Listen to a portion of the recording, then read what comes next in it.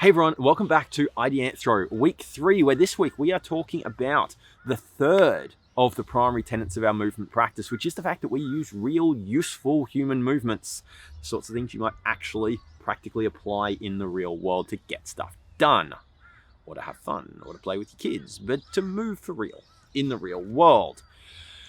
On today's episode, the whole is greater than the sum of its parts, but not only that, it emerges from their interactions. So you've probably heard the saying the whole is greater than the sum of its parts, but I have a question for you. Are the parts enough?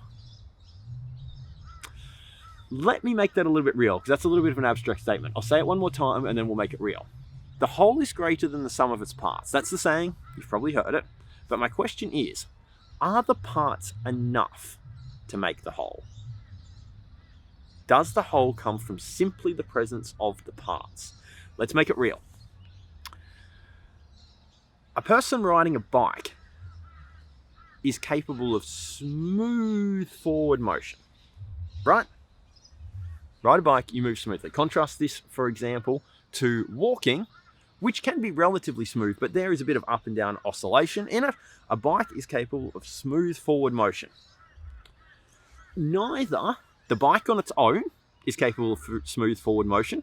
I've never seen a bike that's been lying on the ground or propped up against a lamppost suddenly starts to move smoothly forward down the road. And nor is the person capable. The person's capable of reasonably smooth motion in the form of walking, but not as smooth as if they were riding a bike. So the question there is, are the bike and the rider enough? Can you simply put the bike and the person together, and will they form smooth forward motion? I would contend that the answer to this is no, because, and this will not be a shock to anyone who's been watching previous episodes, riding a bike is a skill. The emergent property, the emergence of the smooth forward motion. So here's the point. We need to define a term, emergence. Emergence is when you have a number of constituent parts that combine together and some sort of new property that none of them had individually emerges out of the whole. That is called emergence. So the smooth forward motion of riding a bike, given that neither the bike or the person are capable of it, the fact that smooth forward motion is possible from the combination, that is an emergent property. Here's the thing. The emergent property doesn't just come from the bike and the rider, but it comes from the interaction between the two, which is the rider developing the skill in order to ride the bike. Now this points towards why we use real human movements in the real world. Because getting a useful functional moving body isn't just based on the interactions of, I have strong enough muscles, I have enough cardiovascular ability, I have enough tendon strength, I have enough whatever. Those physical attributes on their own, you can put those somewhere, you can put those in a body, but without the skill set, which is the interaction to make those physical components work together as a whole, they're kind of useless, right? And so the fitness industry in general makes this massive mistake of assuming that building the constituent parts, having the bike and the rider alone, is enough to produce a functional person. It's not. You have to develop the skills. Can you see how, even though for the purpose of these episodes over the past few weeks, I have separated these three components, in reality, they're all actually highly interlinked. You'll find this is something you will probably draw out later in Ideanthro movement, which is that because we look at things as a system, often you'll find that the way that we have to choose to describe things, the language that we put on things to describe them, puts them into separate categories and individual boxes. Sorry, I'm going on a massive tangent here, but we're foreshadowing something that will become apparent at some point in the future. In order to describe things, we have to assign language to them, which means we have to categorize them and put them into boxes. The problem with that is that the real world isn't discrete categories of this and this and this and this.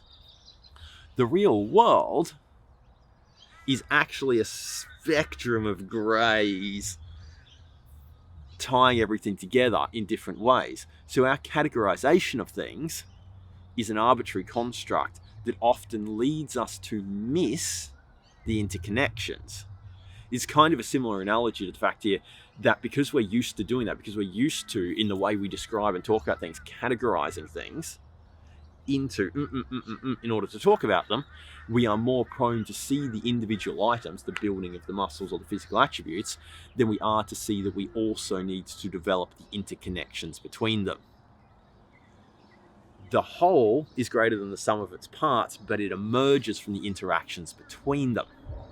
And so this is why we use real movements. Again, as we talked about last week, in the process of developing skills, real useful skills, we also use the body. So we can train both the interaction, which is the skill of a movement, the interaction, the coordination of all the moving parts, at the same time that we build the individual elements. Real movements allow us to do that, whereas isolated components, isolated movements do not. The bodybuilding world, and there's really simple examples, like let's just look at this. Look at a bodybuilder. Now, here's the thing. You got to be careful with this, because it is possible to have a bodybuilder who also does a whole bunch of movement in the real world, in which case you're probably going to have someone who's quite strong and can move quite well, right? But look at someone who does only bodybuilding, which to a large degree is what the fitness industry still really gets people. When they come in the door and someone's like, I want to get fit and healthy, the fitness industry typically gives them stuff, and only stuff, that really, really, really resembles bodybuilding.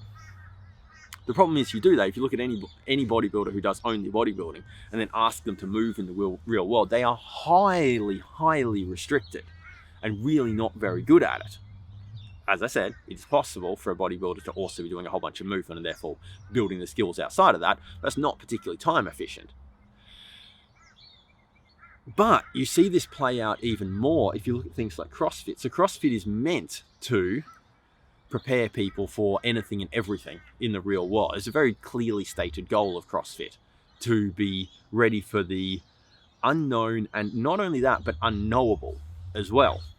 The problem here is that if you watch the highest level of CrossFit, if you watch the CrossFit Games, you see a lot of the workouts, a lot of the competitions in the CrossFit Games are very much CrossFit style movements, and everyone who's there looks really competent at it, right? It's moving a barbell for reps, it's doing pull-ups on a pull-up bar.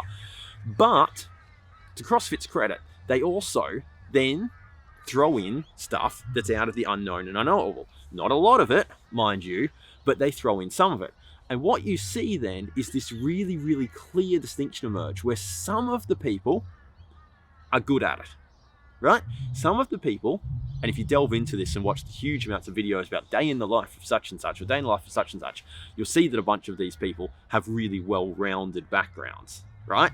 So they're doing a much broader base of movement than just CrossFit, or they have a history of doing a far broader base of movement than just CrossFit. But you see a heck of a lot of the people who are at the absolute pinnacle of CrossFit look thoroughly uncoordinated when they come to things like obstacle courses. And this is exactly the point here, that in that instance, CrossFit has built this competence in the standard CrossFit movements. And so a bunch of reasons. It's really convenient to do those sorts of things in a gym. It's really easy to run a gym in that way. A whole bunch of stuff that, like, this isn't an outright criticism of that, but it's this observation here that even people who are seemingly training for the unknown and unknowable, when they don't have the broad enough base of movement, when they're confronted with something that they haven't practiced, don't have the ability to adapt. You need to practice real movements in really large variety to build not only the ability to be good at those movements, but then the adaptability to be like, oh, okay, this is something new, but I've done something like this before, and to adapt on the fly. So this is another reason why we use real movements, because getting good at them emerges from the interaction between the individual components of the body, not just the components themselves. The whole is not only greater than the sum of its parts, but it emerges from the interactions between them. Okie dokie, that is it for this episode of Ideanthro Movement. If you like what we are about here, by all means give us a like or a subscribe on the video if you enjoyed it. If you'd like to know more about what it is that we do, you can check us out at ideanthro.com/movement. You can find out about our facility in Oxley, Brisbane, Australia there. If you'd like to come down and check it out, maybe join up, but you want to give it a go first, see what we're about, because we're talking about these kind of concepts that are a little bit different to the normal fitness industry. You're sitting there and going, oh, this sounds good, Jack, but what's it really like in practice? You can have a free trial. Go to ideanthro.com/free-trial. You can contact us that way. We'll arrange a time for you to come down. And if you want to just get in touch, maybe ask a question for us to address on Ideanthro Movement, go to ideanthro.com/connect. Okay, thank you for tuning in. We'll see you next time.